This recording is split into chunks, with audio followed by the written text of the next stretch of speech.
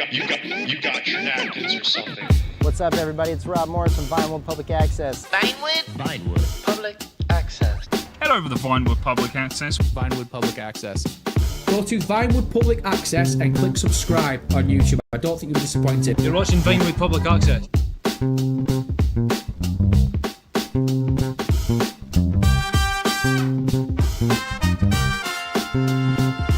Davey.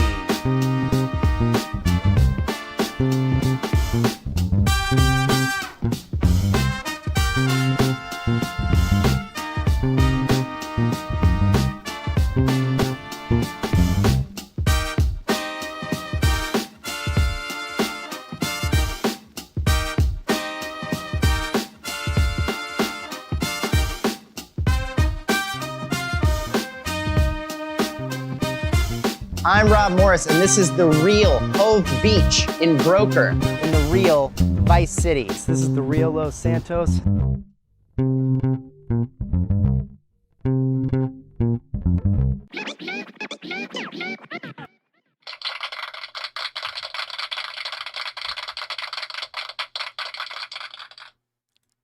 I kill that crop filter while I'm over here. I'll add it back in later. Hey, everybody. Hey, welcome. Boy, do I have a show for you today. And I don't always. I'm going to be honest with you. Sometimes I don't have a show for you. And we go live anyway, and then we fucking figure it out while we're doing it. And that's okay. But today we've got one. It's going to be great. I'm not going to waste a lot of your time before we get into this.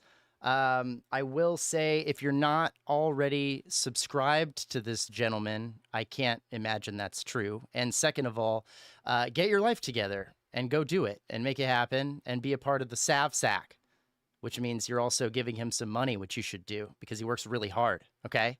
He contributes tremendously to this community and you should be more grateful. I'm sorry. I'm acting like you're not. You are. And I know you are. I appreciate you.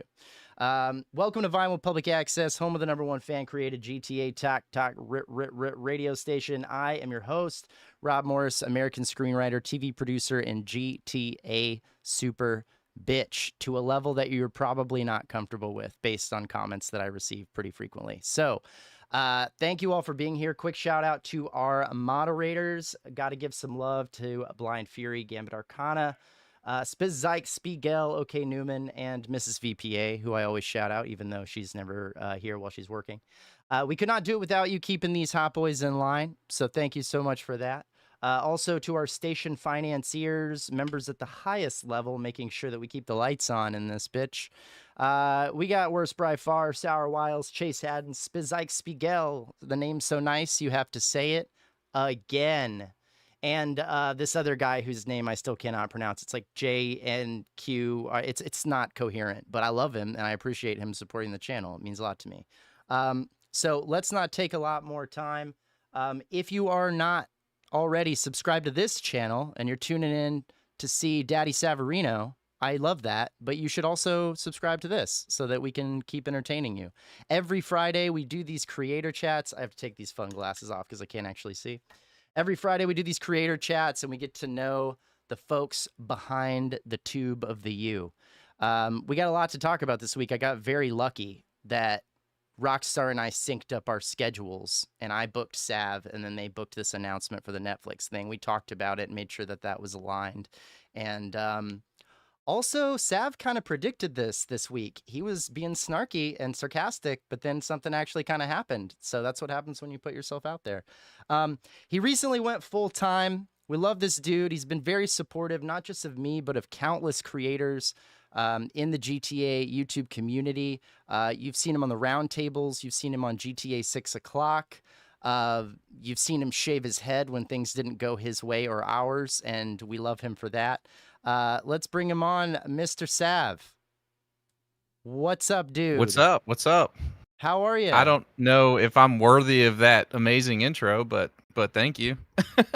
You absolutely are worthy of every dollar, sir. How dare you? Well, I appreciate it. We appreciate you being here. You and Doug both mean the world to us. That's the name of the banana for those who don't know. Yeah, we got Doug and Baby Doug now. Where's Baby? I don't know if you can see Baby Doug. You really got to zoom Baby in Doug to catch right here. Baby Doug, but there he is. Yeah, baby Doug's up there. Hell yeah. I'm going to ask you about this ridiculous banana thing that you've been doing for some time because I'm very curious about it. But Fair enough. I want to, first of all, thank you for doing this and for chatting with me on the Friday. I was more appreciative of your time when we collaborated before you quit your job. And now I'm a little bit less because I'm like, what else is he doing? But I still appreciate it tremendously because you could be doing anything else and you're here with us. And I know everybody watching appreciated it. Yeah, well, no, it's always fun coming on. I enjoy chatting with you, and especially the last time we did something like this, it was like a Whiskey Wednesday, Wasted Wednesday crossover that got kind of out of pocket, which is always fun. It was the Best Buy week. So yeah, it was. It was the very night of the Best Buy leak. Yeah. TGG dropping in, being like, guys, you got to go check this video out. And we're like, wait, what the fuck is happening? We're wasted over here. What? Yeah. We're not prepared for this. This is a Thursday morning situation, but it wasn't up to us. That was pretty shitty, that stream. Yeah, no, we were both. I was trying to finish San Andreas. It was like 6 things we were trying to accomplish at the same time. Not planned, but that's the life of being a... Man, I can't call us journalists, but whatever the hell it is, our job is. With that being said, let's get into some questions that I have for you. And really, I just want to chat and catch up. I feel like we've had some great kind of offline chats that so many of these people are not privy to. So I want to get into some of those things. I want to start with something just like softball, give you something easy to talk about so that we're not getting too deep too fast. Who did you vote for in the last presidential election? So, I normally... Did you think I was going to go there? No. For a second there, I was like, he's not just laughing at my joke. I'm surprised. No, we'll go to something easier that I'm sure you're more comfortable talking about. What is your real name? You're 0 for 2. Okay, 0 for 2 on questions. All right, let's so go to far number around. 3. I got a list, man. I'm not even worried about it. Those are my 2 joke. That's all right. You just keep firing away. I'll answer what I can. Let's talk about the name thing a little bit, though, because I'm very interested in this in a sincere way. You and I have talked about this offline a little bit, and I talked to Will Mack about this and stuff. What went into your decision? I made it clear to you when we first kind of started talking, like, I have kind of a separation, right? There's Vinewood Public Access, which is like a channel and a radio and a project of mine, but I'm very comfortable going through the whatever it means to put myself out there as like, I'm Rob Morris, blah, blah, blah. What went into your choice to like be Sav to create that? Where does that name come from? And what is the kind of thought process behind the moniker?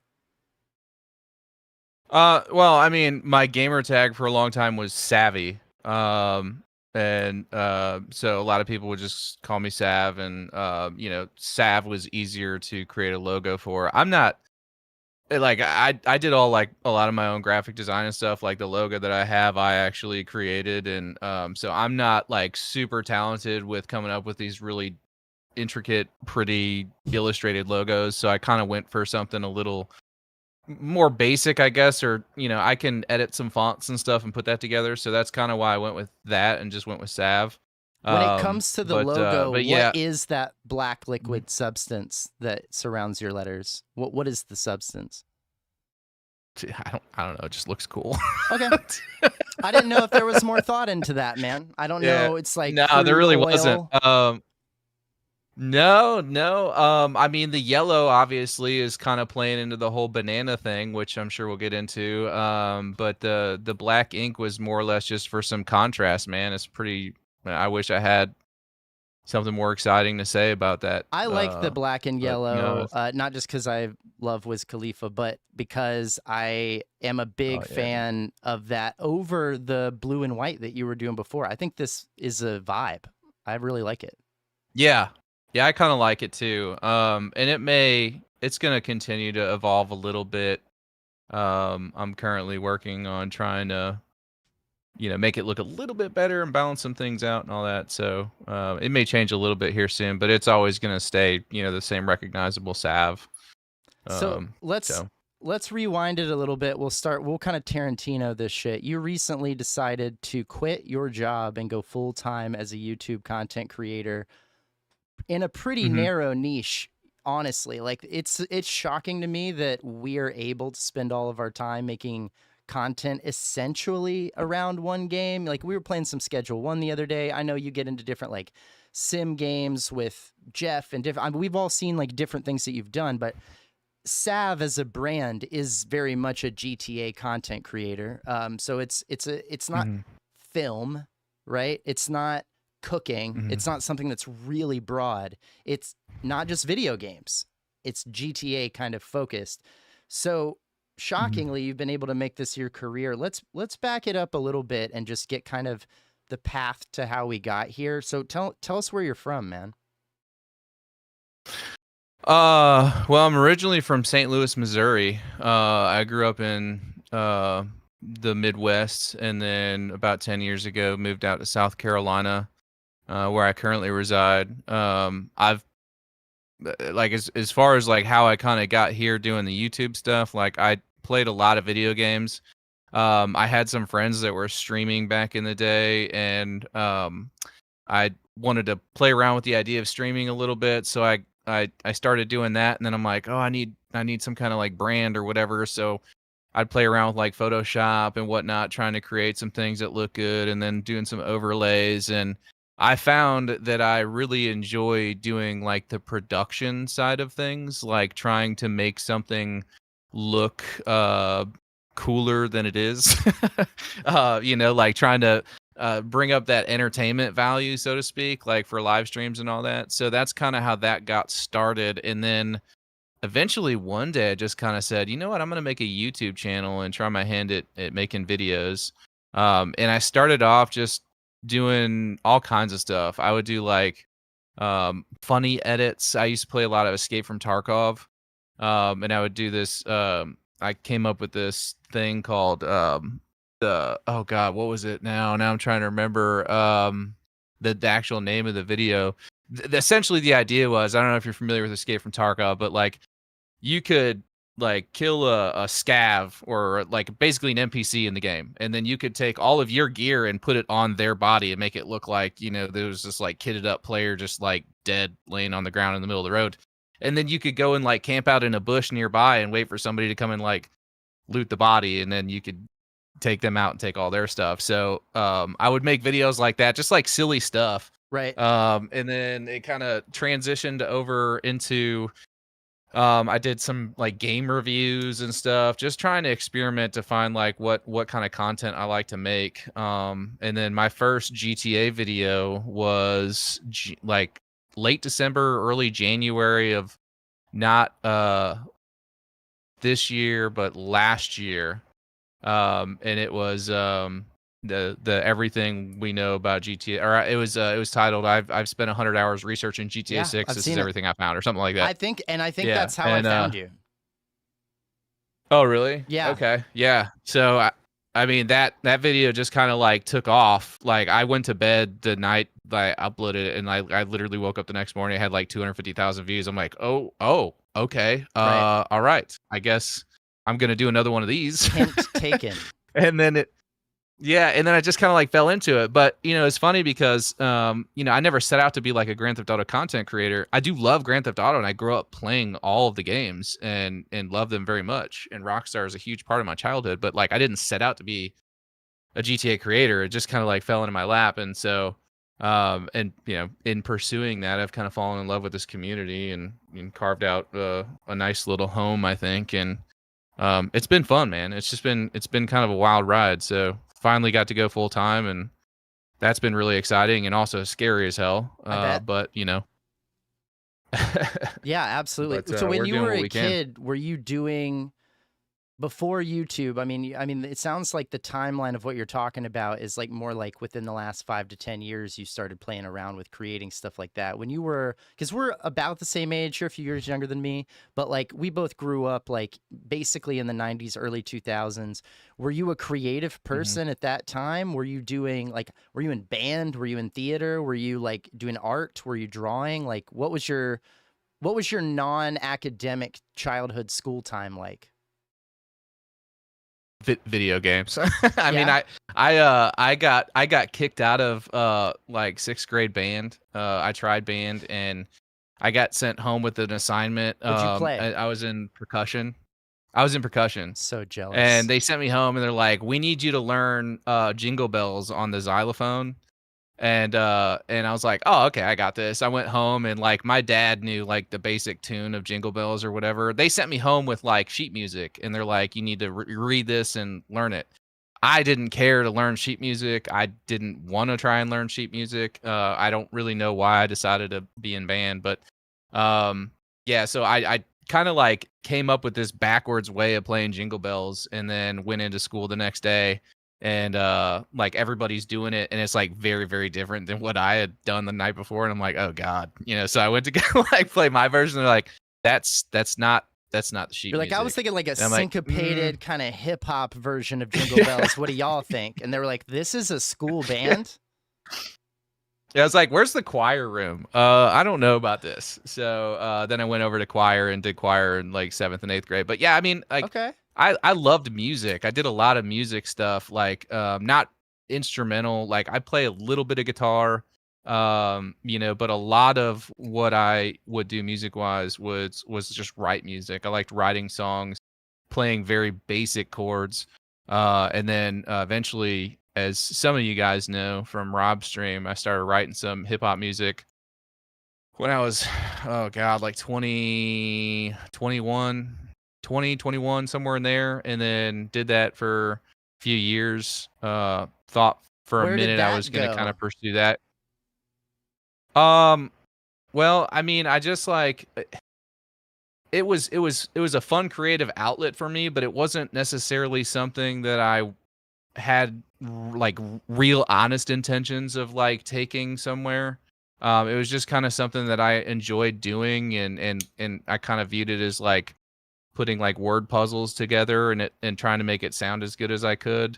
So I did that for a few years, just kind of messing around, did some recording, some basic stuff, put a couple things on SoundCloud, but never like really pursued it. You weren't like pushing and then it I ended out. up, it was just a hobby.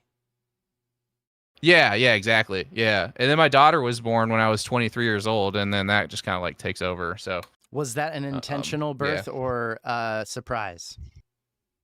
It was a surprise. It was a big surprise, but Do you think you would have had kids at 23 if you were thinking like, was that part of your plan when you were a little bit younger than that of like, I want to start having kids in my early 20s, mid 20s? Like, did you put thought into that beforehand? No, honestly, I didn't think I'd have kids until I was in my 30s. Yeah, no, I didn't. And then just kind of hit me with it. And how did that change things for you? It's been, well, I tell people, I mean, some of you guys know my son, he's 5, he's got autism. And I tell people all the time, like when my daughter was born, she made me a father, but like going through what I've gone through with my son, I feel like he's made me a man. Cause like having to grow up through, that stage in your 20s, trying to figure out fatherhood and all that stuff is tricky on its own. But then you kind of throw in, those challenges and, you learn a lot really quick. And those of you out there with special needs kids, you know exactly what I'm talking about. It's got its own challenges, but also its own rewards. It's a beautiful thing. And, I was if a it wasn't for a while for special needs kids and kids with learning disabilities and stuff like that, and really got to interact with like the full spectrum of, well, lack of a better word, of like K through 8. No, I got what you're saying. Yeah. Different, all over the board with different struggles that make it a different experience for them to just go through the world, much less try to learn and grow and be a person at a time when things are weird. And I got to be honest with you, man. I think that's part of why my wife and I have chosen, at least at this point, not to have kids, is because we feel like the world is changing so quickly that we're like, when things happen, I'm like, I things happen now. And I look at my wife and I'm like, what would we tell a kid about this? They'd ask. They'd want to know, like, yeah, Mom, Dad, what? And I'd be like, I don't know, man. Like, this is weird. I don't know. Yeah. Good luck to you and to us. And that's not really the life I don't think that you and I grew up with, because it felt like the 90s were a lot closer to the 80s than like the 90s were to now. So it's a lot harder for us to try to tell them how life is. What is that journey for you then? I got to ask as a dad, like when you look at just the way things move, the world in a very broad sense, and then your daughter's like, "Dad, what? Like, how do you have those Yeah, conversations?" I mean, I'm worried for them for their future for sure. You know, I mean, that's just I think any parent feels that way. You know, with the way the world's going and all that. But I mean, all you can do as a parent is try and set them up for success as best you can. Teach them everything that you can teach them. Teach them independence and morality, and you know, right and wrong, but not just, you know, not just say or do as I say. You know, you gotta actually exemplify that behavior. And I think that's kind of the hardest part, because now that my daughter's getting a little older, like, you know, for example, yesterday in the car, we were going to get dinner and she was ratting me out to my wife. She's like, "Daddy was speeding on the way to our doctor's appointment the other day." I'm like, "I was not." And she's like, "Yeah, you were going like 50 and a 35. And I was like, "You know, you're getting too attentive to things." You're like, now I have to blindfold you in the car. Do you see what you're creating? Yeah.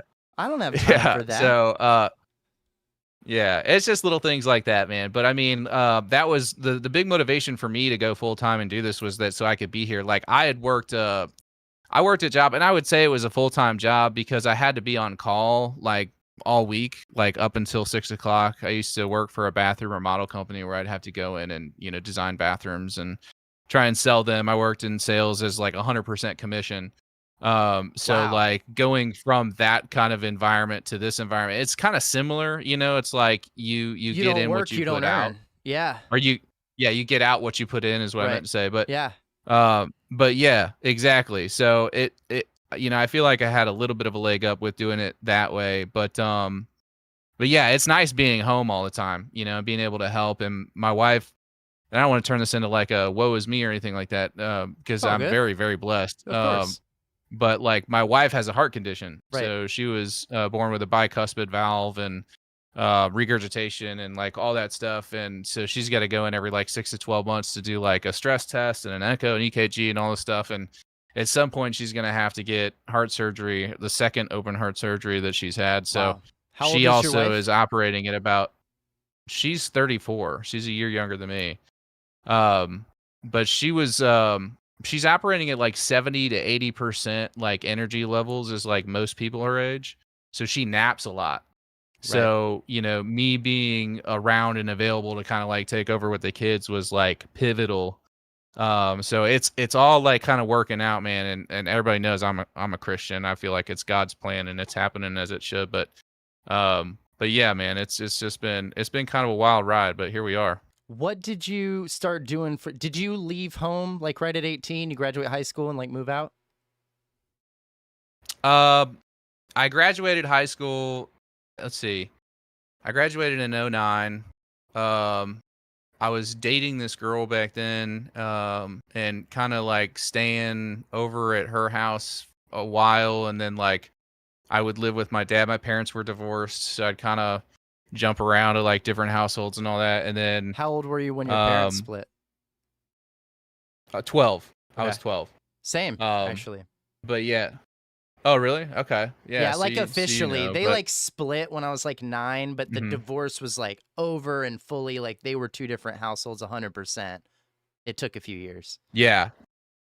Yeah. Well, so like with them, when they split, it was like pretty quick. My mom was like moving out and getting her own house, and they got along for the most They part. Like amicable? it was Yeah. like cordial. Yeah, it was amicable. There wasn't anything like super toxic, but there was like, without getting into too much detail, there was like substance abuse and stuff in my house growing up too that I had to deal with, and I Yep, felt like I same. had to mature pretty quickly to kind of deal with that situation. So but yeah, I mean, I firmly believe that, you know, it's the things that you kind of go through that kind of shape who you are as a person.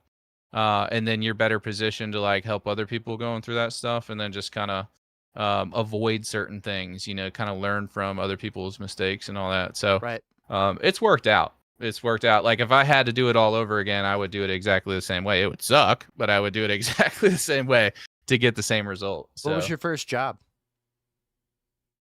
McDonald's. Hell McDonald's, flipping French fries and working the window, man. yeah. And how long did you do that? Yep. How long did I probably stuck around there? I was 15 on a worker's permit after school in the evening, so Damn. I don't know, probably 6 months maybe. Did you do that before I was because like, you I'm wanted out. to or because you had to? Working I at wanted 15. to, like, I wanted to start making some money. Yeah, I wanted other kids at school were doing it, so I wanted to start having some money in my pocket. I was also like trying to save for a car and insurance and all that stuff. So you weren't like playing So there was sports then that. because you wouldn't have had time for both. I played sports uh, up until about that age. Yeah, I mean, I think 14 was my last year of playing sports. You seem like a football guy. I played. Yeah, I was a football guy. Yeah, I played football when I was younger, like on the junior league teams. Hell yeah. So I did that. And then 15 started working, and then I think I did fast food like 2 or 3 times in my life at different points where I was just like really needing to land somewhere quickly and just have some kind of work. But I absolutely hated it. There's like it after the sucks. last fast food job. Yeah, I said I swear I'm never gonna work fast food or retail ever again. And I just went like to work for a remodel company doing neighborhood marketing, and that was kind of like the beginning of like the transition into like sales and How marketing old were and all you that when stuff. that transition happened to the remodeling thing? I think I was like right after McDonald's. So it was like 15, 16. Like as soon as I was old enough for them to like hire me on, like, cause my mom was working at that remodel company and my dad he had worked in remodeling and my stepdad worked in remodeling. So Little it was kind of healthy like nepotiz. a natural.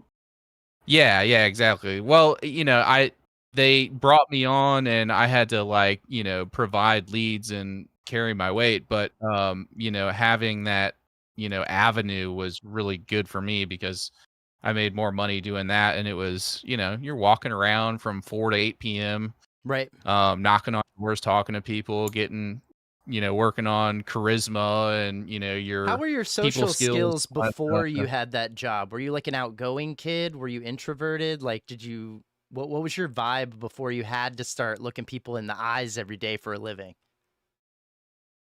Well, I feel like I would always tell people I was an introvert, but like everybody around me would be like, "Bro, you're an extrovert." Lying to yourself. Well, yeah, I always felt like, like I don't know. I didn't feel like I was like a super outgoing, charismatic individual, but like, ever since I was a kid, like I remember going to restaurants with my parents before they got divorced, and like we'd be in a restaurant and I would be goofing off trying to get attention, like doing impressions or impersonations of like actors or like Ace Ventura or like all these things, just trying to make them laugh.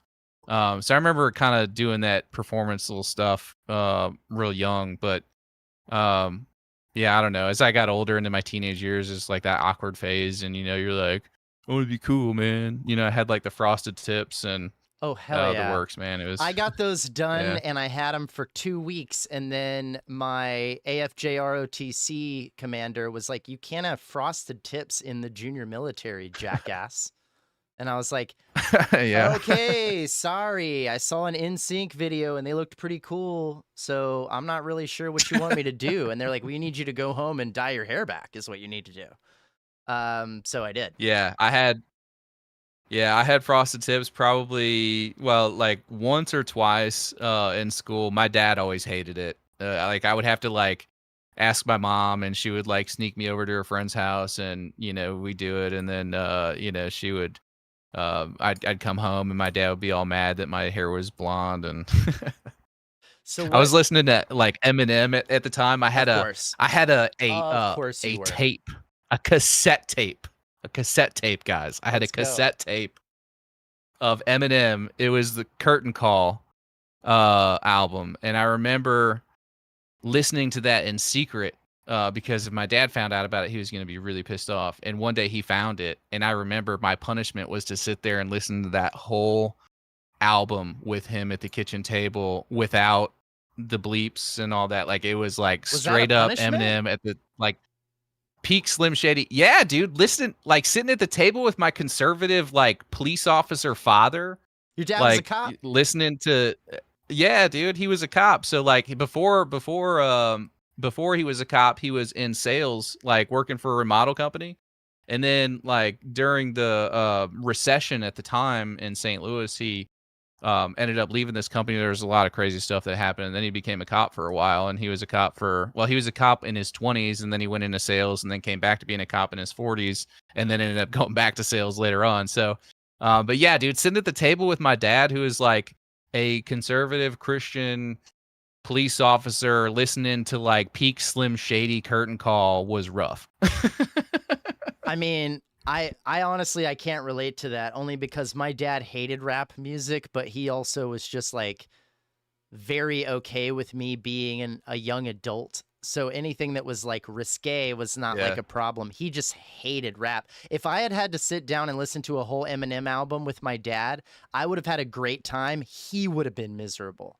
He would have been like, "Why are we doing this? I hate this."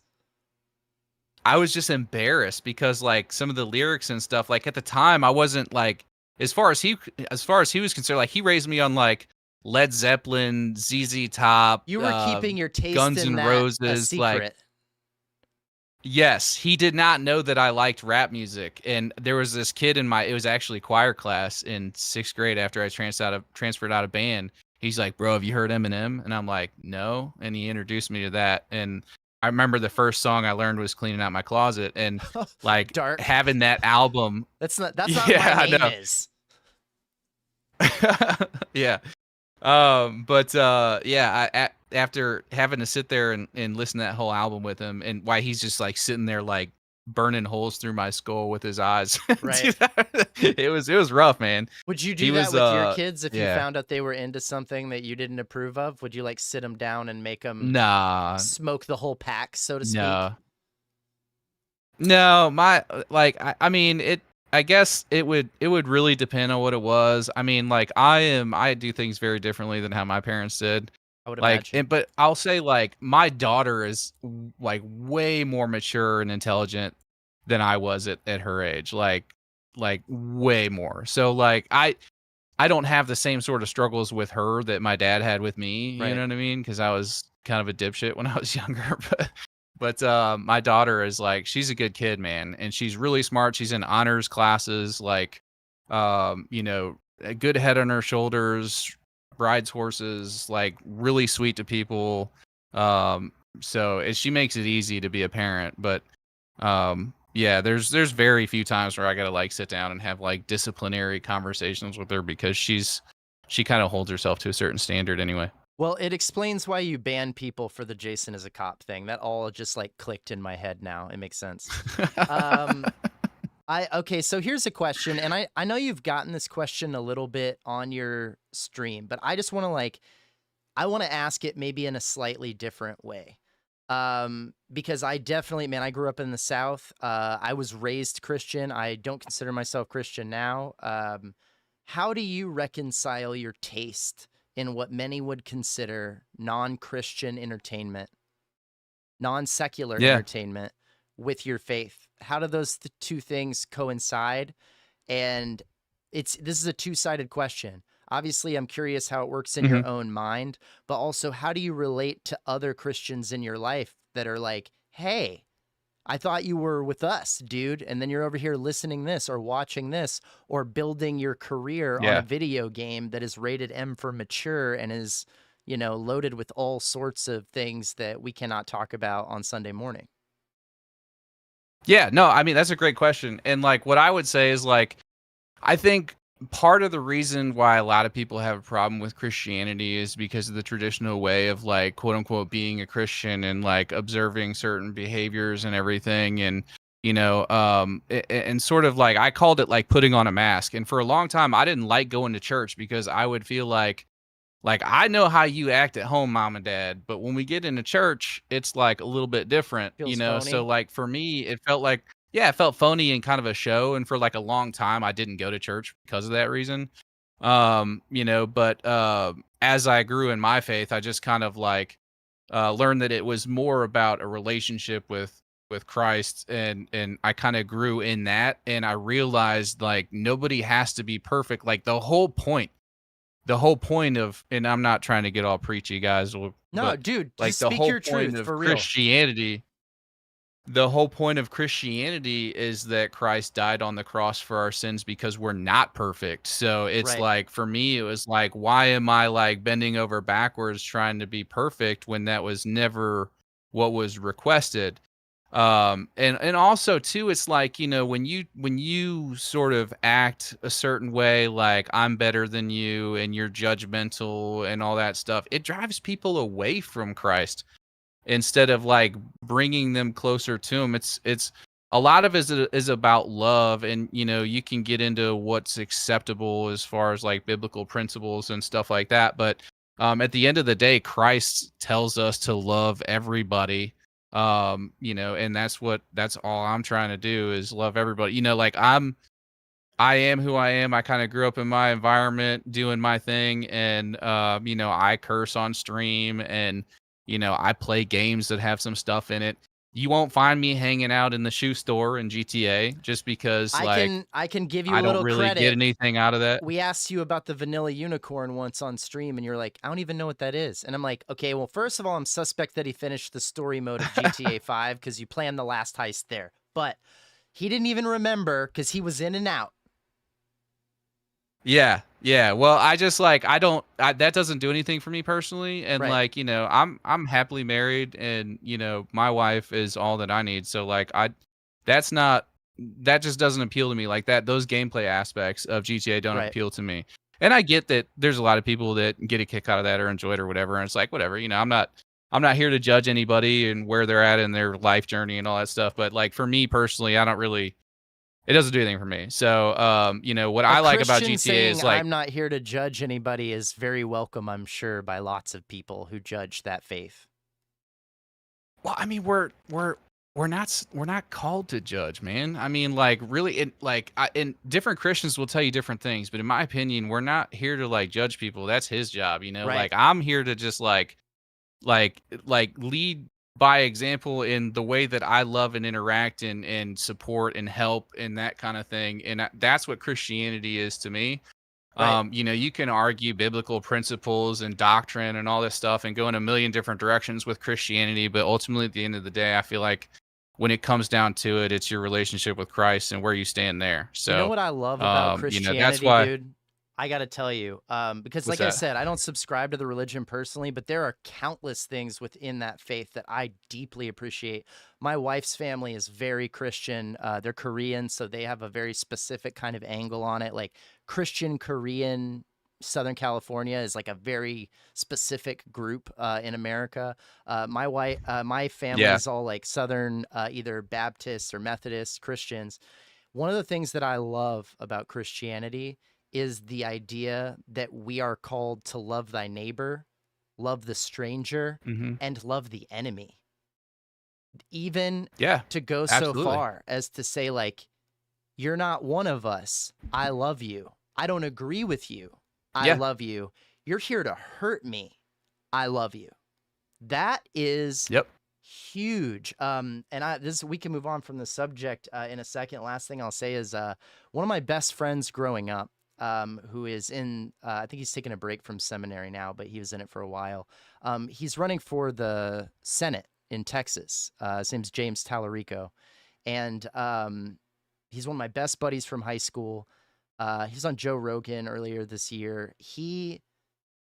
The way he speaks and the way you speak about the Christian faith is like the energy that I hope spreads throughout this generation of Christians in America, especially because it is a Mhm. priority on love and caring for people who are vulnerable and taking care of your Mhm. family and looking out for that and saying, look, it's just because you like Eminem doesn't mean that you're not doing your best in a very difficult world.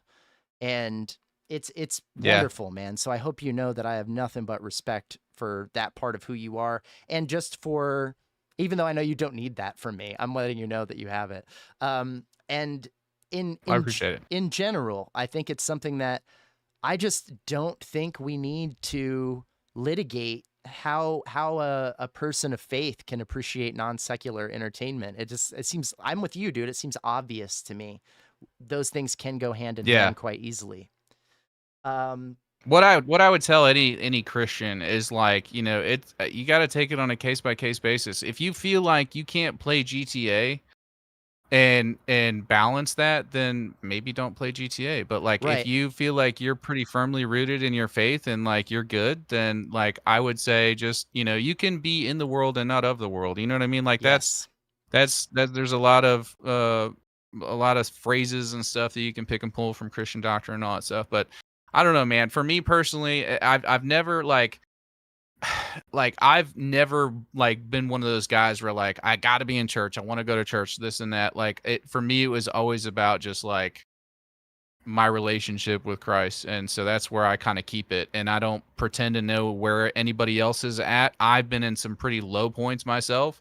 You know, so everybody every once in a while needs a little bit of love and help, and you never know where somebody's at. So I just try to like, you know, like it's really easy to get caught up in like back and forth and somebody insulting you or something, and then you just like wanting to clap back or like make them feel real small. But like, I don't know, I try not to do that. Like we may joke around or something on a stream, but like, you know, I'm not interested in you know, making somebody feel small or, you know, getting into a back and forth with them or whatever. And, you know, And I I think think this that whole points Christian to thing your came up in one of my streams success. recently. Yeah, I think that points to your success in this field, dude, because there is a political aspect of trying to make it in a world where you're putting your face on everything.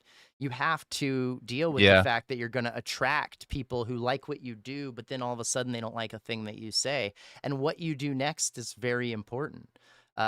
You know, I know you and I both have had different conversations with other content creators that struggle with that a little bit more maybe than we do to manage Hmm. the feelings that come up when they feel slighted or attacked or even just judged in the moment. And honestly, man, Hmm. I'm gonna give a little credit to both of our Christian backgrounds to say that that's a little bit where that comes from. I subscribe to that do unto others shit, man. It's just like I don't want Hmm. you to hurt me, so why would I hurt you? I'm not here for that. I'm here to Yeah. love thy neighbor, bro. Well, and 100%. I mean a it. I'm long not. time It ago, I sounds like felt I'm like, you doing know, some preachy stuff, but that's no, just no, really my value. I agree. Yeah, no, I agree, and I can see that, and I've seen you exemplify that, you know, on and off stream.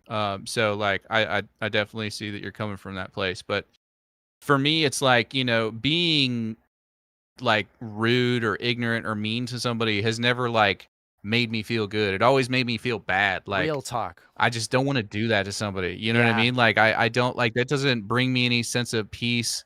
Like so much so that, you know, like I just handled it. And I'm not going to get into specifics, but I just handled a little thing that I had with another creator that was, you know,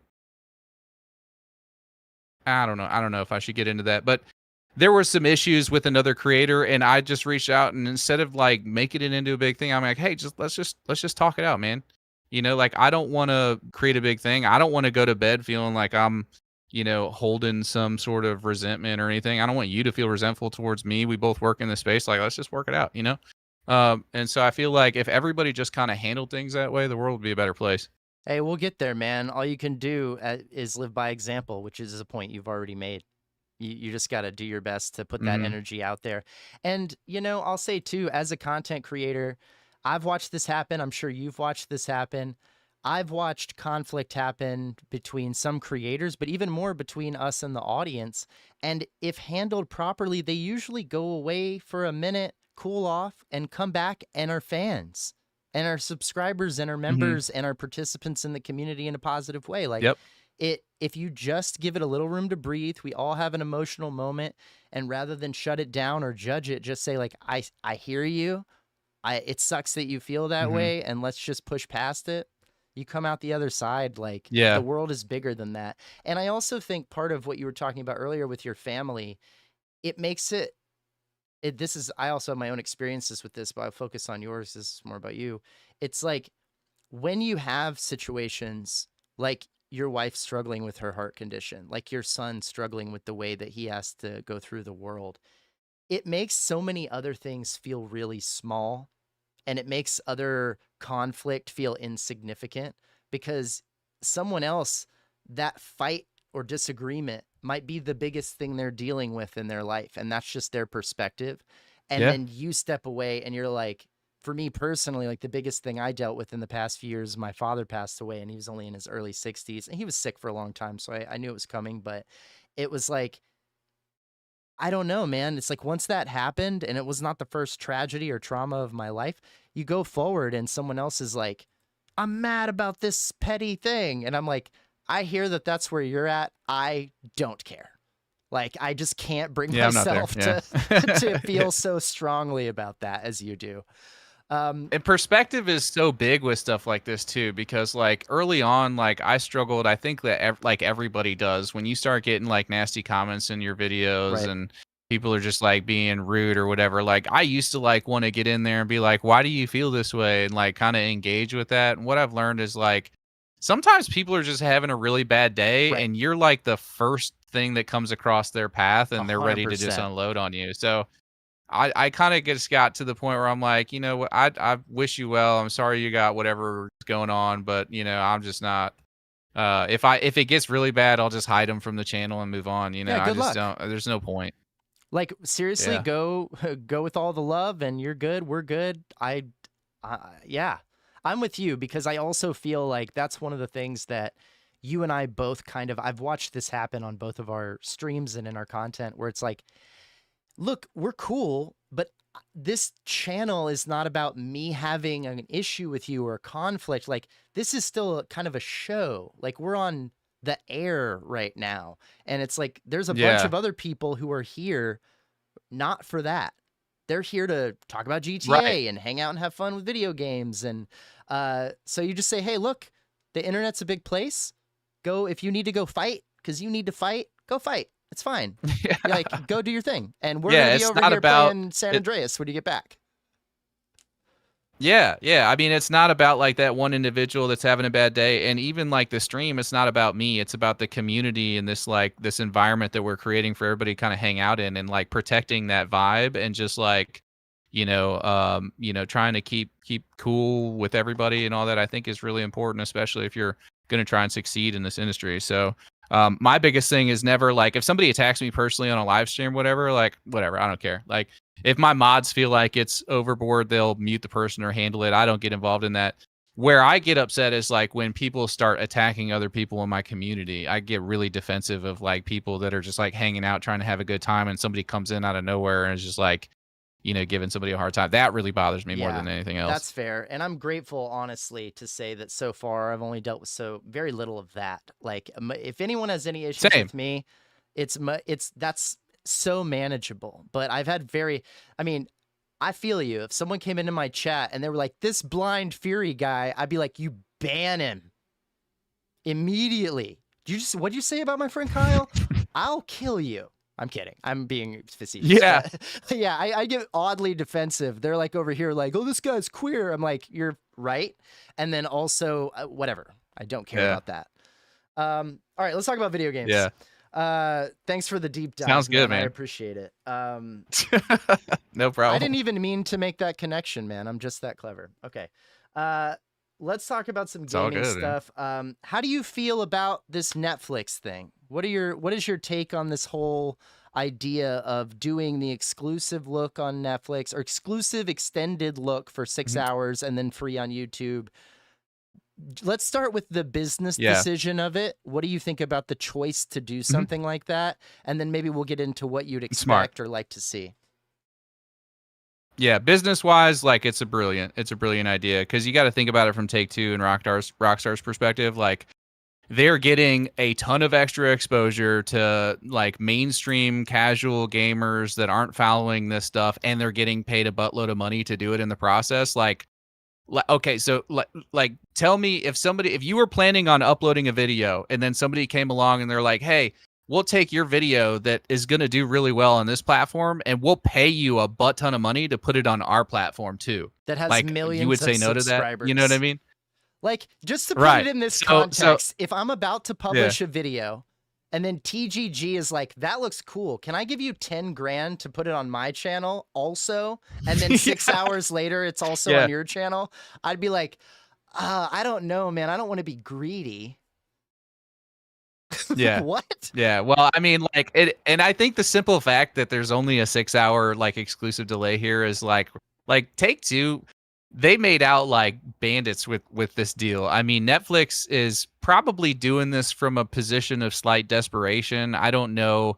You probably know more about Netflix and where they're at with things than I do, coming from the entertainment industry. But I don't think Netflix is quite what it was, maybe even just a couple of years ago, with all the different streaming platforms that there are nowadays and everything. So, they're probably wanting to bring more people to the platform. And I don't know if it's just like a subscription grab or what the deal is, what their approach is. I'm not going to assume, or I know what's going on with I that. can tell But you. I mean, it's okay. Yeah. What do you think? I don't. Someone else put this really well. I was talking about this on stream yesterday.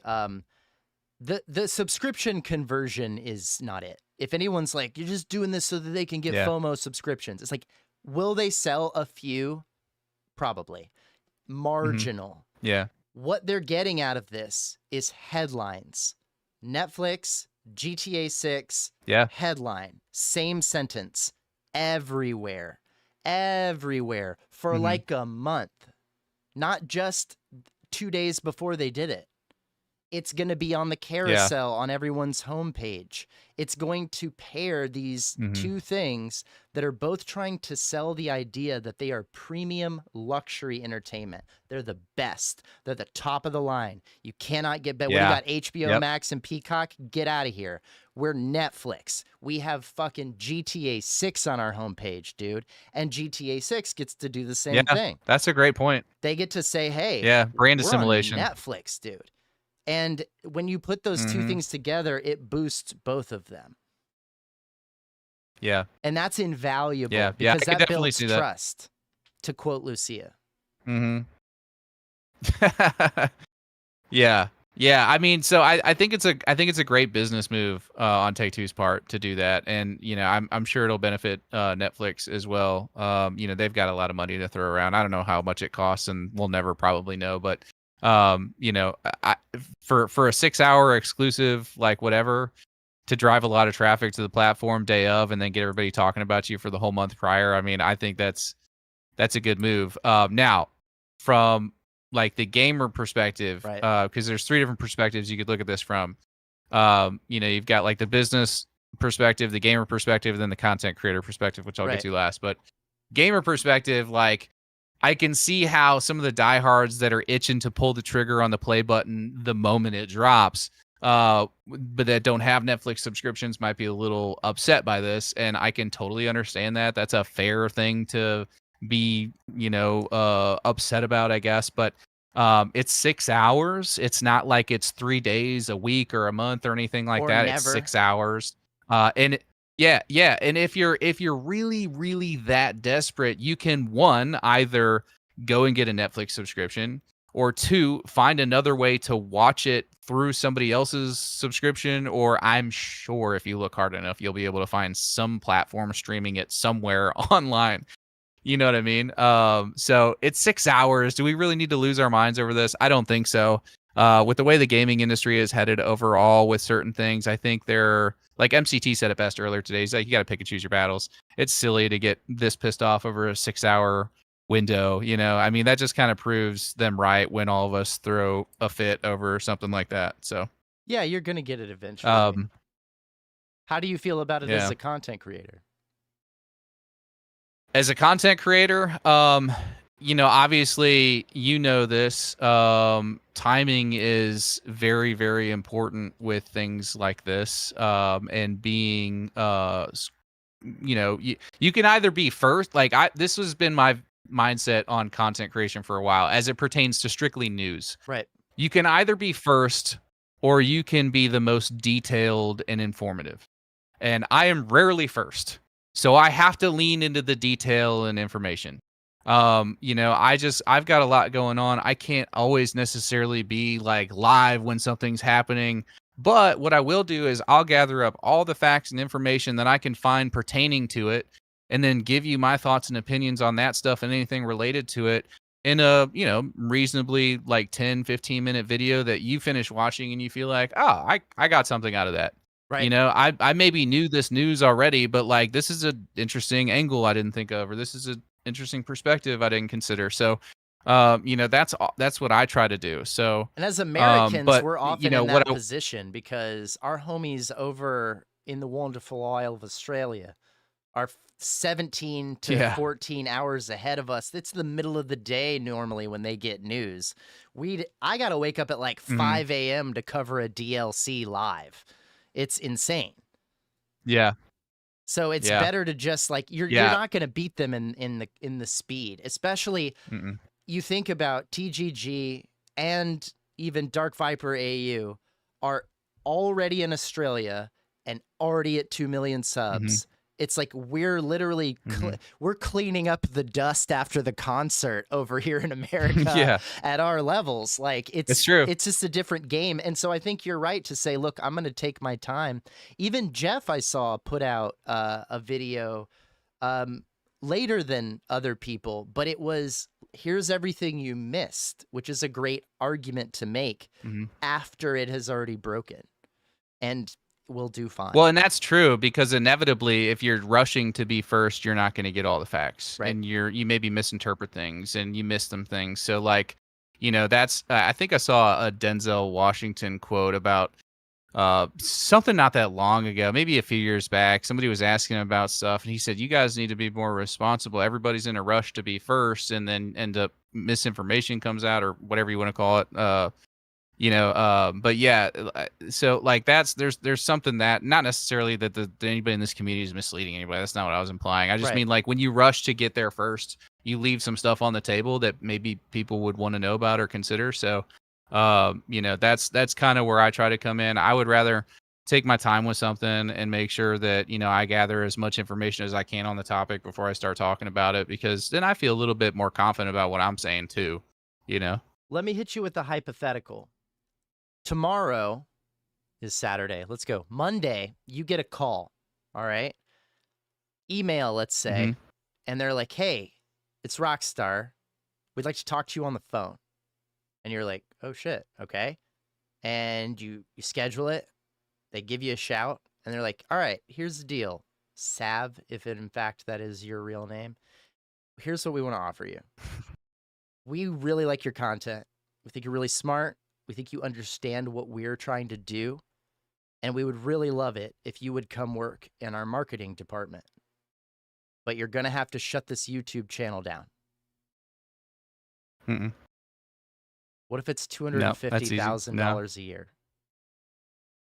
Nope. No? Because the thing is, like, yeah, no.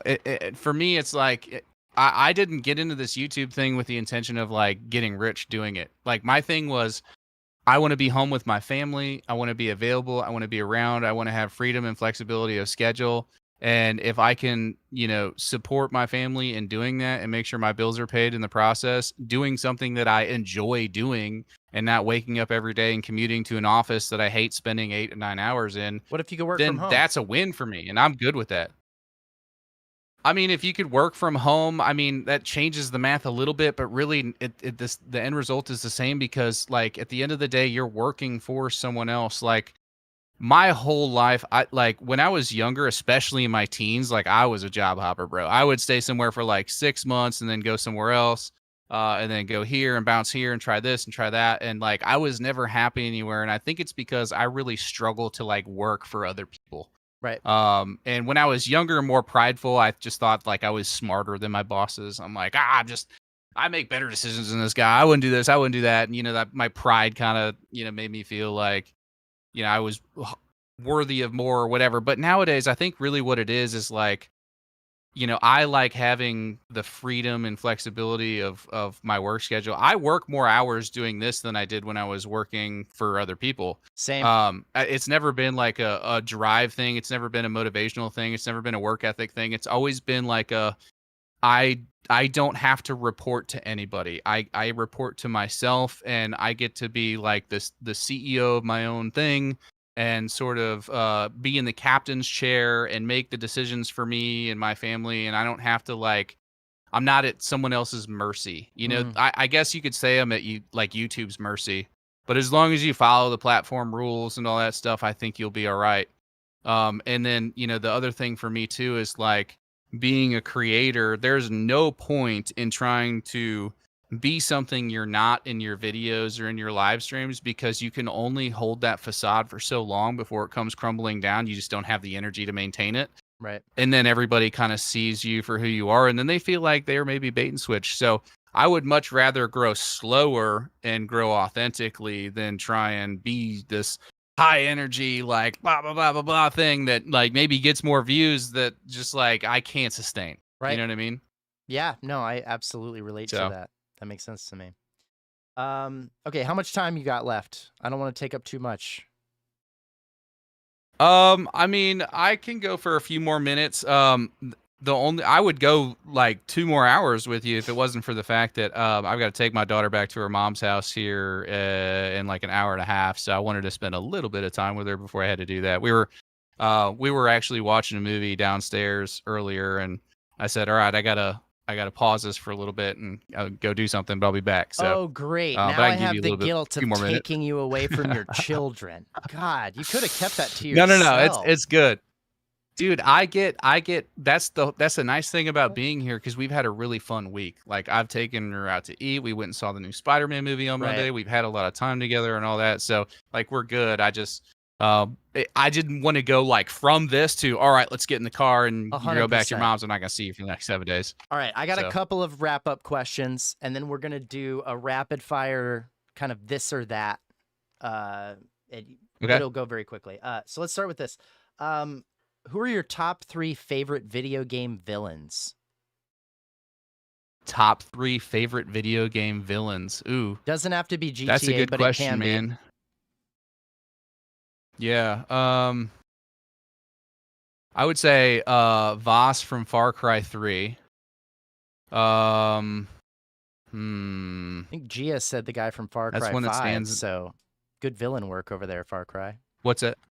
My friend Gia, yeah, dude, she Far Cry. Like, well, they're kind of known for that. Yeah, that's true. That's kind of their whole thing. Yeah. I mean, they just had Giancarlo Esposito as like their, what was that, Far Cry 6 villain? Yeah. So like, you know, they get top tier talent for that. So, yeah, Far Cry. I would say several villains in Far Cry have been really good, but my favorite has been Voss. Outside of that, man, I mean, you could. Like, at first, when I was playing The Last of Us Part 2, I kind of felt like Abby was the villain, and then I kind of felt like, oh, maybe Abby isn't the villain, maybe Ellie's the villain, and, like, you know, that kind of narrative which is fun. Back and forth that they had in that game, which was fantastic, by the way. But ultimately, the villain was their revenge. Yeah, no, I was trying to sound smart, but... I think you're right. But yeah, so, I mean, like... I don't know, man. I'd have to think about that a little bit longer to give you some solid answers on that. There's so many good choices out there, but definitely like the Far Cry series is up there for me. If I sat here and thought about it, I mean, do you think that we've seen the big bad from GTA 6 yet, or do you think that person is still a mystery? Ooh, that's another good question. That's what I do, dog. I don't necessarily think there's a big bad in GTA 6. I think a lot of things go wrong with a lot of different people in GTA 6. It's a very smart answer. Yeah, well, and I'm not trying to be safe with it. I just feel like, you know, there's so many opportunities for Raul to be a bad guy, or for Booby Ike to be a bad guy, or, you know, for Brian to be a bad guy. That's probably one that nobody sees coming, or not nobody, but a lot of people don't see coming. And then, you know, this mystery undercover cop guy that we see. I mean, there's so many different. What I think GTA 6's villain is going to be is like the world closing in on Jason and Lucia, and like they're kind of dealing with a lot of different things at one point, and that's why you have that sort of Bonnie and Clyde vibe going on, where the two of them are really leaning hard on each other. So. I think you're right about that, and I've talked about this at length, so I won't throw in too many of my own opinions, but one of the things that people often miss about the Bonnie and Clyde story, and you and I should talk about this actually, because I think you and I should team up on a Bonnie and Clyde like deep dive. I know a lot about the two of those guys. They're the villain. Mm-hmm. Bonnie and Clyde, in the real life story of Bonnie Parker and Clyde Barrow, they're the bad guys. They killed a lot of people and did a lot of really terrible things. And so it's like, if you watch The Highwaymen on Netflix, which is it's kind of a slow movie, kind of has like Red I Dead saw it. Redemption pacing. Yeah. It's fantastic. It's a great Absolutely film. amazing movie. Great film. You watch that, you're like, ooh, they're romanticized. They were shitty people. Yeah. And truthfully, Yeah. they're shitty people because they were poor and they were desperate at a very desperate time in America, and it pushed them to make very difficult Right. decisions, which may or may not be what we deal with in this video game. We'll see. Okay. Do you have a top 3 favorite games of all time? Yes, that's a little easier to answer. And what I'll say is like my top like favorite video game of all time has got to be GoldenEye 007. I mean, that was the game that really solidified like I like video games. You just got for like me. 8 more subscriptions from the unks in the chat. They're already over there giving you money. Well, I mean, it's true though, and I think that's true for a lot of people. Yeah, I agree. And I don't say that just to be like, one more person. But what people don't understand, because a lot of people say GoldenEye 007, but what people don't understand is like we had very limited choices back in those days. And as far as like first person, like split screen shooters that you could have a really good time with your friends on, there wasn't a ton of options. You know what I mean? Especially And on GoldenEye console. did it really well. Yeah, exactly. Especially on console. And GoldenEye did it really well. And they created an environment where you could sit on the couch with your friends and eat, pizza rolls and, argue over who got to use Odd Job. You know what I mean? Right. And like that was, I have really good memories of that. So GoldenEye has got to be up there for me. Red Dead Redemption 2, I don't think is going to surprise a whole lot of people. I mean, just a phenomenal game, 10 out of 10, in my opinion. There are not a whole lot of things that Rockstar could have done to make that game any better than it was. Agreed. The way that it ended, like there aren't very many games that make me emotional. But that was one of them. Yep. And just the whole, dude, it was a masterclass in storytelling and using everything from the visuals to the music to the storytelling to the characters to pull you and like suck you in and make you feel things. They did an awesome job. And so Red Dead Redemption that 2 even is in gotta be up modern there. gaming, Red Dead Redemption 2 is proof that things don't have to be all fast, furious, all go, no quit. Like if you're telling the story well enough and if your gameplay is good enough, people will slow down. Yep. Well, and that's the thing, right? It's balance. Like you have to, in order to get the people that don't want to slow down, you have to give them the excitement and then gradually bring them into the slow moments and make them sit there for a second and feel that. And I think they just did a masterful job at that with Red Dead Redemption 2. All right, so number yeah, 3. that's got to be up there. Number 3 has got to be, and this is going to throw people for a loop, but I'm going to say Rainbow Six Siege. Not in its current state. I want to be clear about this. Okay. Not Rainbow Six Siege with all the battle passes and silliness and all that going on, but like season 1, season 2, Rainbow Six Siege, brother, like that was my jam. A lot of people don't know this, but I used to compete in that game, not at the professional level, but pretty close to it. I played with and against a lot of the guys that went pro in that. And we competed in ESL tournaments very early on. And the team that I was playing on at the time was very good. And we lost to the 16th seed that actually went to Poland for the first ESL championship. Wow. So that was a really, really fun time in my life playing that game. As far as like competitive teamwork and like all that stuff. So yeah, dude, that's got to be up there for me. I just got too many hours. An FPS streamer shooter guy. Like you were almost kind of headed that way.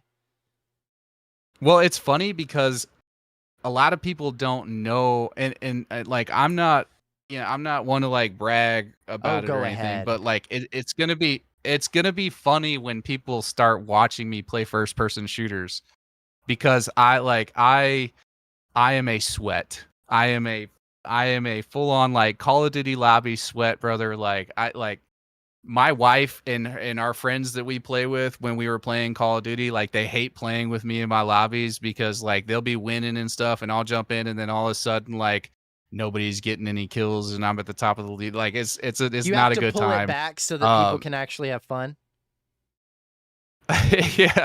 yeah. So, it's kind of true. Like, I would always have to like switch up and be like, all right, I'll just play with pistols only this game, or like stuff like that. But like, I love first person shooters, man. I grew up playing them. I got really, really, really good at them.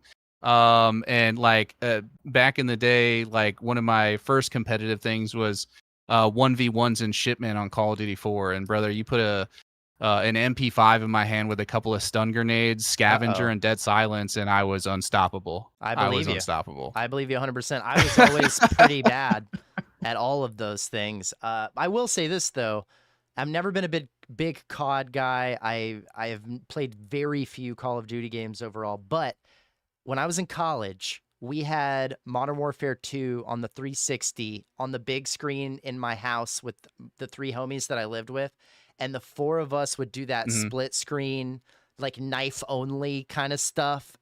Oh man, so many core memories with that game.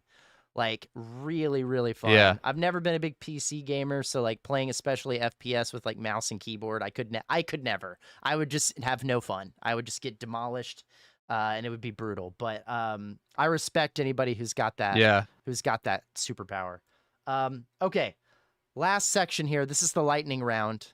So I'm going to ask you a bunch of this or that, and you just got to answer as fast as you can. No explanation. All right. You ready? All right. I'm ready. First person or third person? Third person. Watch Dogs or Cyberpunk? Ooh, Watch Dogs. Skyrim or The I know that's going to upset people, but Watch Dogs. This is not about making people happy. Skyrim or The Witcher? I know. I'm just Skyrim. GTA 4 or GTA 5? GTA 4. Open world or linear story? Open world. Controller or mouse and keyboard? Brother. Mouse and keyboard. Yeah. Physical or digital? It's not about making people happy. Answer the question. Physical. Single player or no, digital. I take it back. It's digital. I gotta be. Come on, man. He ain't going to the store, bro. I'm too lazy. I'm too lazy to go to the store. No explanation. Man. I'm too lazy. Single player or multiplayer? Multiplayer. Xbox or PlayStation? Barf. You have to pick one. I know. I don't like this game. Mods or vanilla? Vanilla. Character creator or predefined protagonist? Ooh, character. Fast travel or no fast travel? Fast travel. Romance options in games or nah? Nah. Ugh. He's like, I'm married. What do I don't care about that. I don't get anything out of it. Yeah. All right. This is the very last question here. Imagine that it's November 2027. 27. Okay. GTA 6 has been out for a year. You're looking back. Mm-hmm. What do you think people are going to remember most about the game?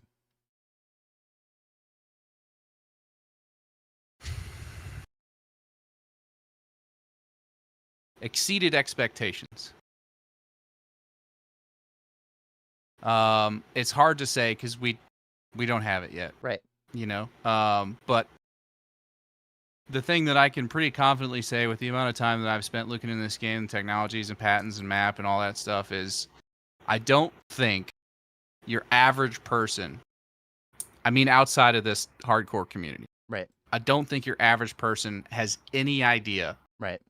What's about to hit their console in November. I think you're right about that. I think you're 100% right about that. And I think that is one of the things that makes it hard for me to even read when people are like, I hope this game fails. You see that a lot when things happen that they don't like. When people say it's just a game, I'm like, sure, but you don't know what you're talking. Like, I'm telling you. Yeah, I'm just, you know what? It's okay. I'm not even an I told you so guy, but down the road, it's just going to feel great to be like, there we go. Mhm. Exactly. Yeah. Yeah. Read the game, huh? article. Okay. Yeah, sure. How Great. many hours? 1,000 hours of playtime? Just a game? Okay. Okay. I Yeah, got you. for sure. Just a video game that's on Netflix. Yeah. Ridiculous. Yeah. Oh God. Sav, thank you Yeah. so much for chatting with us, man. I want to make sure you got time with the fam. I cannot thank you enough. Of Yeah, course, that was fun, man. we'll have you back on. We'll chat some more. And in the meantime, unless you have anything else to plug, I'll go ahead and say Whiskey Wednesday, you got to catch it. It's one of the best streams on YouTube, period, and Twitch, much less in the GTA community. It's a lot of fun. We do a show right after Wasted Wednesday that is always a good segue if you're just looking to have a few cocktails or beers or whatever on a Wednesday night and watch some GTA stuff. And then, of course, Six Hub. You guys go check out sixhubhq.com. It is maybe one of the more beneficial things for the entire GTA community. I mean that on content creators as well as the audience. There is a giveaway that is still active. Right? We haven't done that yet. We haven't wrapped that up. Yep. So you can win yourself Yep. a free, totally free, no charge to sign up, no payments whatsoever, a free PS5 Pro on the house. Me, Sav, Wilmac, Jeff, Captain Glack, who else? Cannon Phelps. Who else threw in on Cannon. Who did you say? You said Will, Jeff, Cannon, Captain Glack. I think you got everybody. me? I hope I didn't forget anybody. I think that's right. If not, they're I think that's listed on the everybody. website. We said Cannon. Yeah, we all threw in Cannon the Mannon. Hey, Cannon the Mannon, Debug Phelps, they call him. We all threw in on a giveaway for a PS5 Pro. So if you need yourself a new console to play GTA 6, head over to Six Hub, sign up for free, do the little fun scavenger hunt with our patented, not really, but very unique to And us. guys, we don't frame even have analyzer. 100 people that have completed it yet. You've got So, better than a like, 1 in the 100 odds- chance to get a free $900 console, isn't it? Yeah. Yeah, like $850. And we made it intentionally difficult. So like you have to, like, all the answers are there. You will find them if you look. And if you're typing in an answer and it's not letting you go forward, it's because the answer you're putting in is wrong. We've thought of everything as far as like, you know, typing in a phone number with or without the dashes, the periods, all that. We've thought about all that. So like, if you're putting in an answer and it's not letting you move on, it's because you're putting in the wrong answer. But the answers are there. Just think about the question. Think about what it could possibly mean. Don't cheat. And don't tell anybody the answers if you've got them. We want to, you know, keep this competitive and keep it fun. But it's, yeah, you've got until the end of August. So you still got, you know, 24 days. Yeah, if you cheat and you still end up winning somehow, we're sending you a Series S. That's your punishment. You have to play this at 14 frames per second. Okay. Seth, thank you so much for joining us. We appreciate you being here. You guys go subscribe to his channel, like every video that he ever makes, and we will have you back on soon, brother.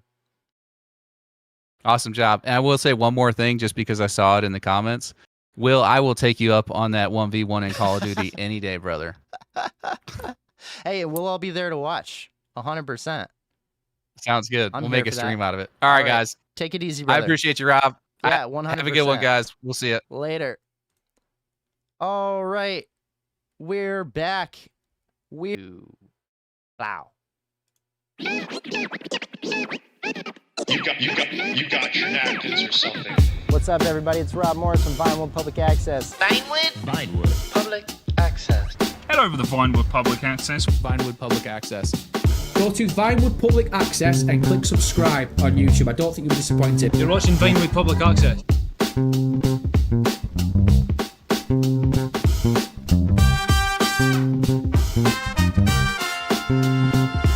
Davey.